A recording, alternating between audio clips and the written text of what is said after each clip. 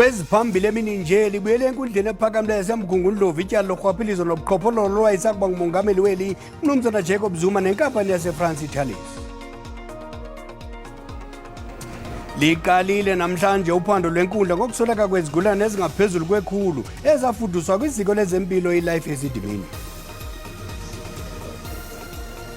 Kwezemidlalo libhengeziwe iqela lamabhokobhoko eliza kudlala kumdlalo wamagqibela kankqoyi ne-All Blacks ngenhlwengo ngomgqibelo.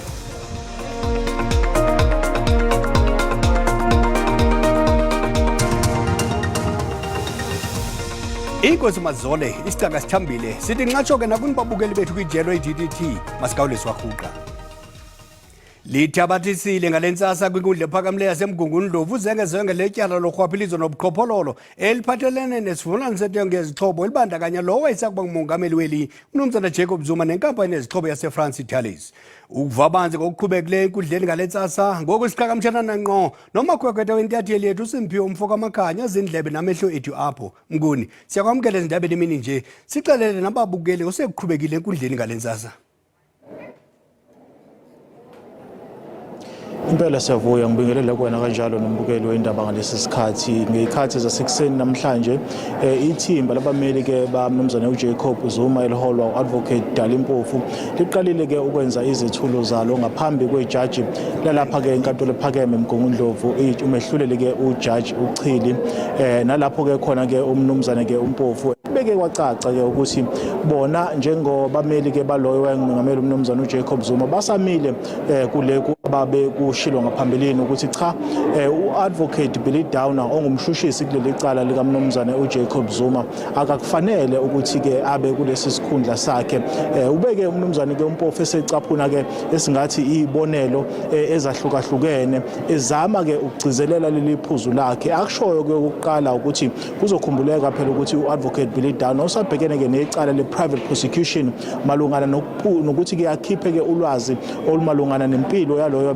ongumongameli kulelo Mnumzana Jacob Zuma edlulisela ke kwentatheli ebika ngezomthetho lapha eNingizimu Afrika singathi uKaren Mon ushilo ke uMnumzana uMpofu ukuthi cha lezo zenzo zakhe uadvocate Billy Downer zikwenza kube sobala ukuthi yena akayena umshushisi ofanele ngabe ukulesikhundla akusona sokuthi ashushise uMnumzana uJacob Zuma ngoba usebonakala ocheme kakhulu futhi njengomuntu oseyimisela ukuthi angenza noma yini eyokuphula umthetho uqinisekisa ukuthi kufezakala ke inhloso yakhe uadvocate Billy Downer uzokhumbula ke siyavuya ukuthi akusikhona ukuqala uadvocate Dalimpofu ukukhuluma lokho bake bakhuluma ke nangaphambeleni kuyona lenkantolo benza izethulo zabo ngaphambi kwejaji laliphethe ke lecala elabe seliyahoxa ke kepha ngaphambi ukuthi ke khishwe isinqumo ngikhuluma ke ngomehluleli ke uPete Kun la nalapho khona ke ithimba labameli bakho uMnumzana uJacob Zuma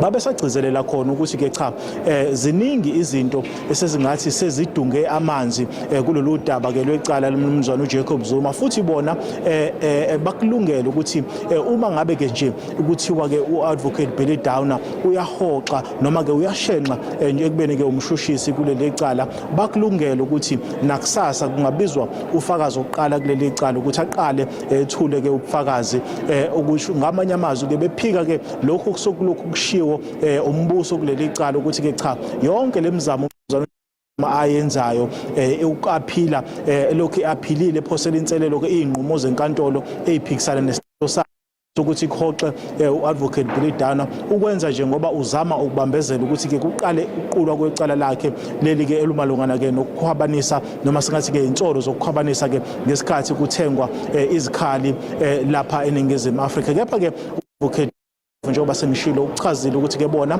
bakulungela ukuthi icala lingaqala noma yini inqobo nje uma ngabe ke esingathi ke umshushisi walo okulesikhundla njengamanje uyashenxa futhi ke kasuse la akusona ukhuluma nami nje siyavuya ngaphakathi enkantolo ke uadvocate Badlander okunguyena ke omele esingathi ke umbuso kuleli cala useqalile ke naye wenza izethulo zakhe ngaphambili ke kwalo iJudge uChili nalapho ke uadvocate Badlander ke khona eqale ngokuthi ke cha bona basamile kwelokuthi ke uMnumzana uJacob Zuma uzama wonke amasu ukuze agweme ukuthi ke kuqale leli cala.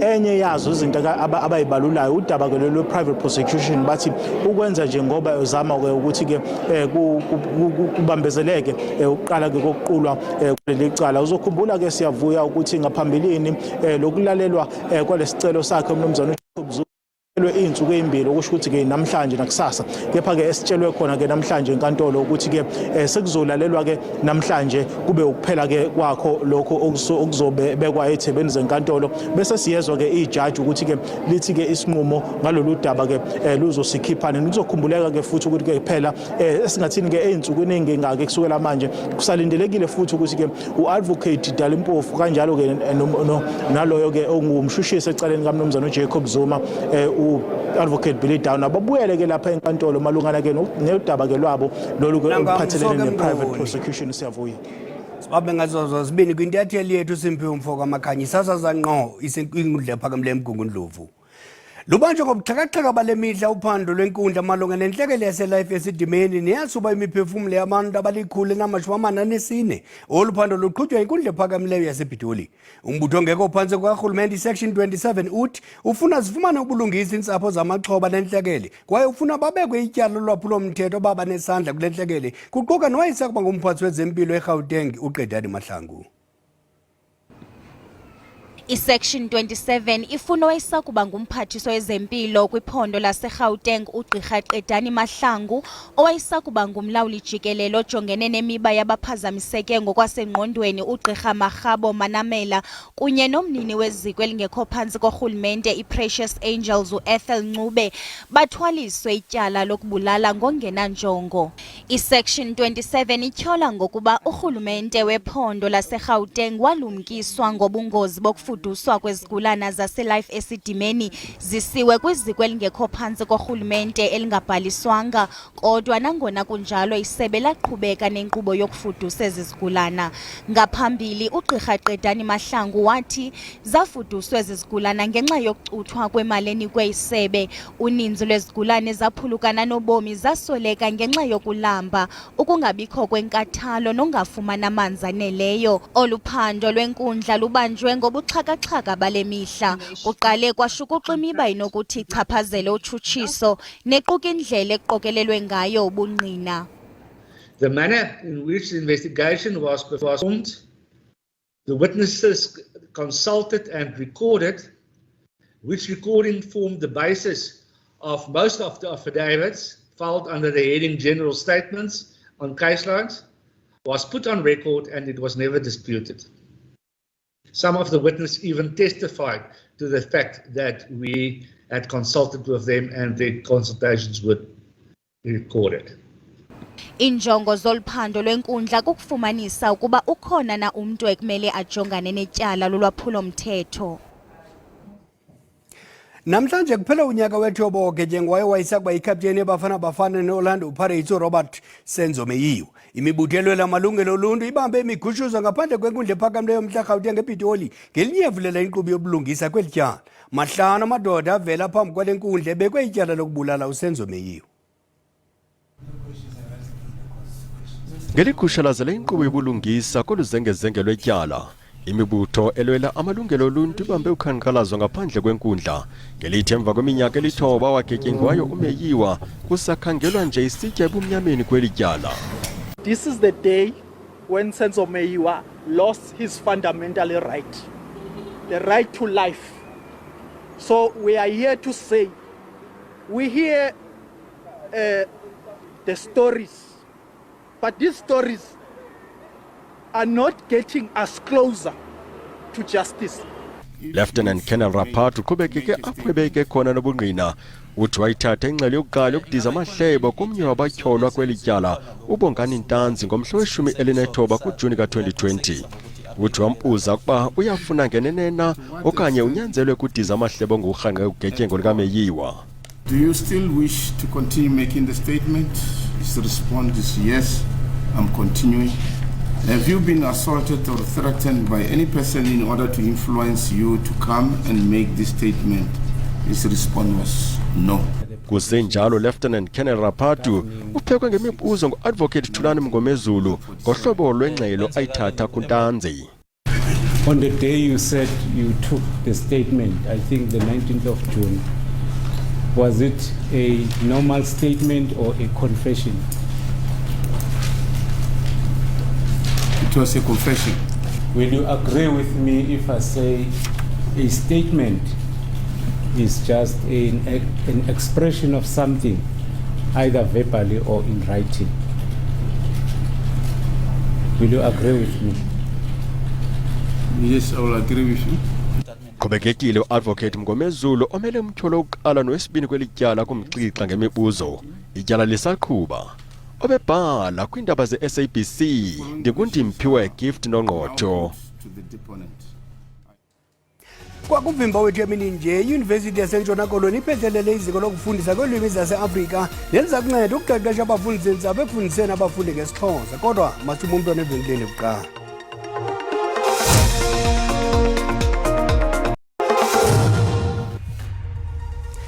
Usabukela indaba sasazwa ngqo estudio 9 eAuckland Park eGauteng. Uyakwazi ukuzibukela kwakhona ezindaba ukuphela kwazo xa ufuna. Ngokuya kwi-YouTube uthi SABC indaba zesiXhosa. Kunqaku lokuqala sithe liqalile ngalentsasa uzengezenge lwetyala lokhwaphilizo nobuqhophololo lesivumelwano sentengo yezixhobo elibandakanywa isakuba ngumongameli weli umnumzana Jacob Zuma kwinkundla ephakamileyo yasemgungundlovu. Ukanti ngoku masithi tsixathe enkundleni sinirhabulise kuqhubeka ntoni ngoku kwinkundla ephakamileyo yasemgungundlovu. It was already a public record at that stage.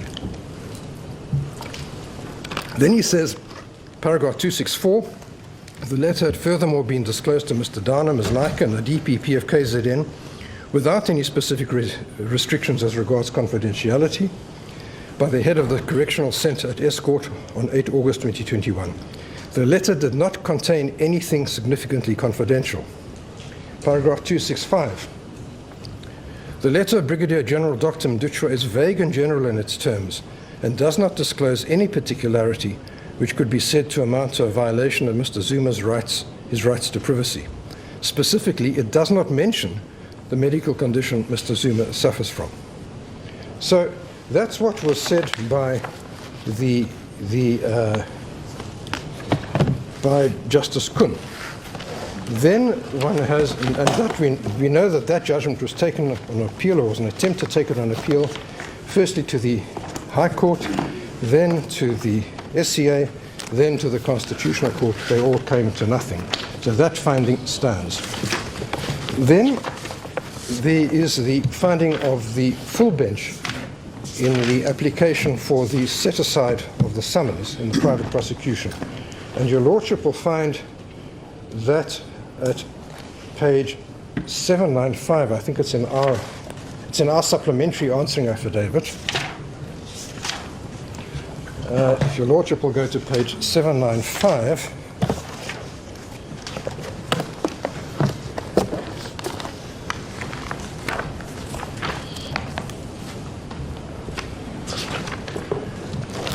your Lordship will find what the full bench found at paragraph 107. Full bench said, Kunjay found, and with which we respectfully agree, that the document was not confidential. Sorry, where you at now? I'm sorry, my lord. It's page 795. Yes.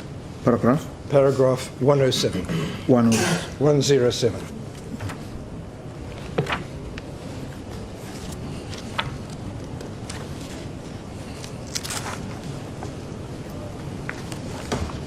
Right. This is what the court found. This is the full bench. Kunjay found, and with which we respectfully agree, that the document was not confidential and in any event confidentially had been waived by the filing of the respondent's affidavit. There's been much debate as to the timing of the affidavit posted by Mduchwa and the date of the letter, but this has been adequately dealt with in Kunjay's judgment. We respectfully align ourselves with those remarks expressed by him. iYunivesithi yaseNtshona Koloni iphethelele iziko lokufundisa ngeelwimi zase-Afrika ngokubambisana nezinye iiyunivesithi ezintathu. Injongo yeliphulo kukunceda ukukhuthaza ulwimi lwenkobe ukuqala kwibakala likaBhaxa. Ulwimi lwesiXhosa lumi kwindawo yesibini njengolona linabantu abaninzi abalithethayo kwelizwe. iYunivesithi yeNtshona Koloni ithi kunjalo liyacutheka inani labantu abalithethayo kwaye aluphuhliswa. Amaxesha amaninzi kungokuba kwabona ootitshala bakwazi ukulifundisa kuba kwabona balufundiswe ngesiNgesi esikolweni. Ze oko kubangela ukuba abafundi bolwimi kumabanga asezantsi basokola ukulandela izifundo. Kungoko icandelo lezemfundo kweli zikomfundo linephulo abalibiza iCentre for African Language Teaching neliza kufundisa ngesiXhosa. Ukuba ngaba nina nibaqeqeshayo nibaqeqesha ngesiNgesi nilindele uba bazawuthi xa befika ezikolweni bafundise njani isiXhosa ngoba abasazi isiXhosa. Into yokuqala ke leyo esifuna uyilungisa. Abafundi abanomnqweno ukufundisa isiXhosa kumabanga asezantsi kungoku nje bafundiswa isiXhosa besifundiswa ngesiNgesi, nyathelo elizikomfundo elithi liyaqhwalela. To use the center to develop materials in engagement and partnership with other stakeholders like the Department of Education. Le center izasiza kakhulu because fanele ngoku sifundise i-teachers esikolweni ufundisa isiXhosa but also ukwazi ukubana zisebenzise isiXhosa ufundisa ezinye i-subjects. Abafundi abafundela ukufundisa isiXhosa kumabanga asezantsi kwiYunivesithi yeNtshona Koloni baza kuba ngabokuqala ukuxhamla kweli phulo lisayilwayo xa limiselwa kunyaka ozayo. Thandiswa Mawu weendaba ze-SABC eKapa. Ngoku masitaphula amaqabantshintshi ezithe zaqaqamba kwihlabathi. Amawaka abasebenzi kwiihotela zaseLos Angeles baqhankqalazela imirhayo ethe xaxa nokuphuculwa kweemeko abasebenza ngaphantsi kwazo. We want to be treated like a human being and treated fairly. Kwiihotela ezingaphezu kwama-50 akukafikelelwa kwizivumelwano. Aba basebenzi basaza kuthutheleka kwimisadulo yasezitalatweni ngelixa iinkokheli zabo zaphicana naphantsi kwesicithi izivumelwano. Rhwaqu eSlovenia, ootitshala abangaphezu kwewaka, abasebenzi basezikoleni nakwicandelo lamasiko nemveli bangungelene eLubjana benyevulela isiphakamiso sikarhulumente sokumilisela iinguqu kumrhayo namaqithiqithi abasebenzi. Size kuxelela urhulumente ukuba isiphakamiso sakhe asinike imibutho yethu asamkelekanga. Ndiyathemba ukuba lo myalelo uza kufikelela eziqitsini zeziphathimali.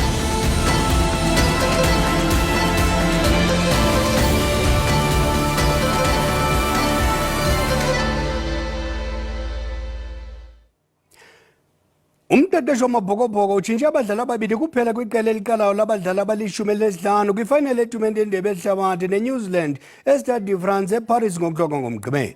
Kusenjalo iWuka ubonga imbonambi ukhulule ukuba angadlala kule fayinali emva kokushokoxeka kobungqina kwisityholo sokuba wasebenzisa amagama acalula ngokobuhlanga ngakwiflenka yengilane uTom Carey.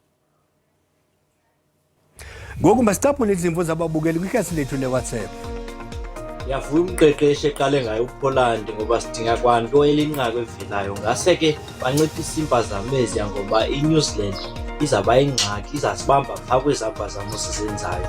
Wathembile noko lamakhwenkwe akhokhelwa nguSiyakolisi. Mina ngokwami nje angikhalazi ngenguquko umqeqeshi wamabhokobhoko azenzile ekutheleni ngosuku lomgqibelo ubani ozoqala omdlalo ngani ngoba uyena waziyo futhi uyena osuke ebona abafana ukuthi benza kanjani ejimini. Simba ukuthi abafana abazojabulisa bazobuyela le ndebe ngoba umqeqeshi futhi enze nje inguquko eqinjini lakho uyazela ukuthi wenzani ngalokho yena uyazi iqembu lakhe. Yabona ngomgqibelo Msasi kobe kuqhawe kunobathani Msasi. Izingombe isifuba ngamabhokobhoko azayikhusela le ndebe yawo Msasi kumnyama kubovu. Mina ngicabanga ukuthi umqeqeshi uyawazi umsebenzi wakhe so nje noma ngabe isiphi isinqumo asithathayo ayingameseka kuningi la asedlule khona besingamethembi khona. Eliqela yeli libotshiwe lona libotshiwe but ibingase ngebeqale ngaye lo ukwazi ukukhaba ipenalty kakuhle uma kwena simthembile. Ngibona iNew Zealand izowina ngomgqibelo konke kuzohamba kahle ndesinethemba ukuthi abafana sizoba proud ngabo bazowina sizowina icup baza nayo. No 5 declared. Hayi, ongqondo kakhulu. Uyabona nje bazoqala ngayo. The games we win early game. Masinoma msasazi indlela awachonge ngayo amakhwengo umqeqeshi sinethemba into bana ngabane boninyeneni ayawuza nodumo. Qeqeshi uMabhokobhoko ufuna ukuthi ku first half sisuka sibe sixokelele ama point amaningi singadlali ngaphansi kwengcindezi ku second half njengoba kwenzekile kule midlalo lena endlulile. Amaqhawe labana nyawathemba ayolwa impela siyobuya naye World Cup ngomgqibelo. Uyabona ke ngoku ugweve xeha umqeqeshi ngoku uyawabona amathunzi anabile umphokoqo unexhala amasaselangeni. Mina ngibona ukuthi ukosho Qololo siyaguqezia kodwa mezasemini nje masikhongozele ensimbi yesixhenxe kwangolo lukaphalo ziphakwa kumathangana makube thusi behele.